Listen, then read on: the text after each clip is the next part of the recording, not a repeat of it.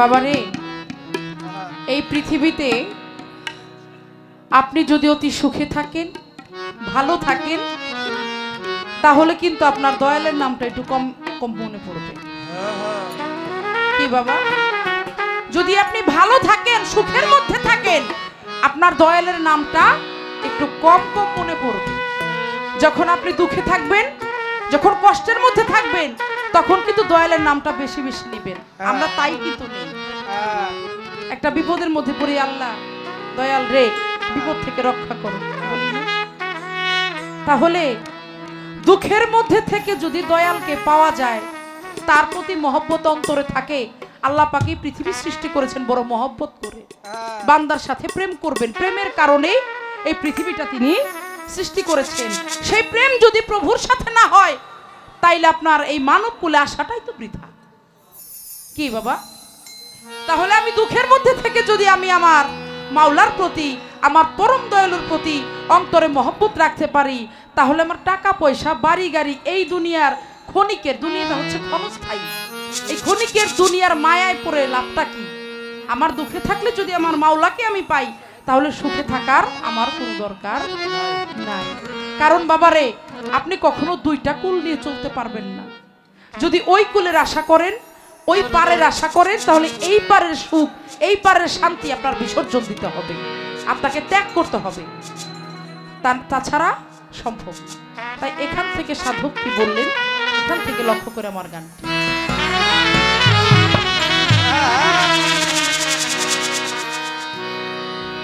ওরে যদি দুঃখ পেলে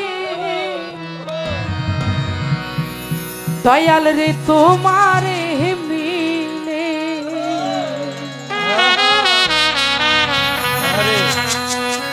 ওরে আমি দুঃখ সাগর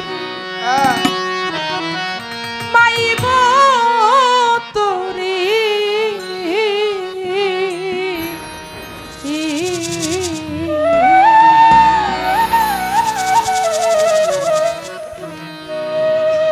ওরে আমি আরে যাব না ওই সুখ সাগরে,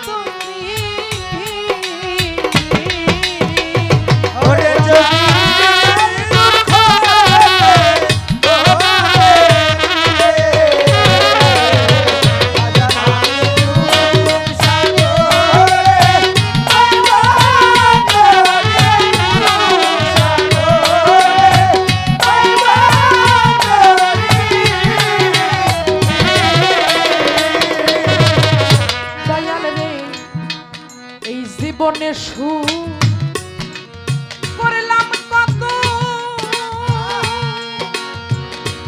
ও আমার সুখ হইল না মনের মতো, আমি হইলাম না অনুগতরে,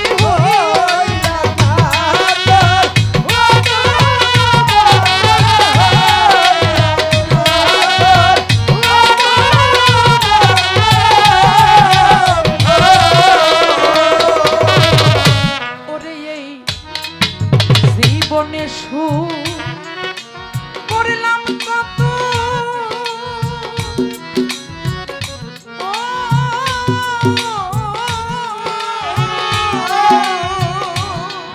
সুখ হইল না মনের মতো, ওরে আমি হইলাম না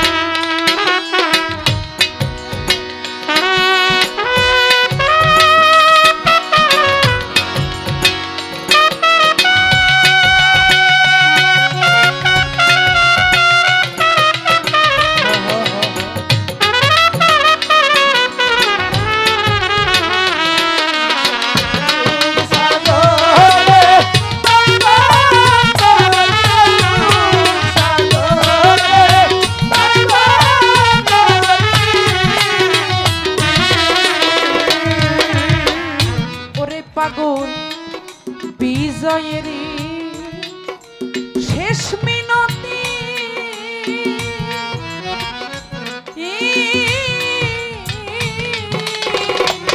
ওই শহরনে যেন থাকে মতি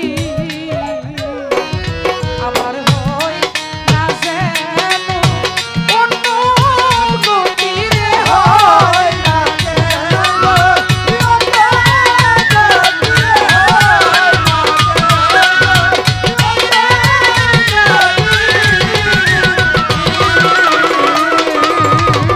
ওরে পাগল বিজয়েরই শেষ মিনতি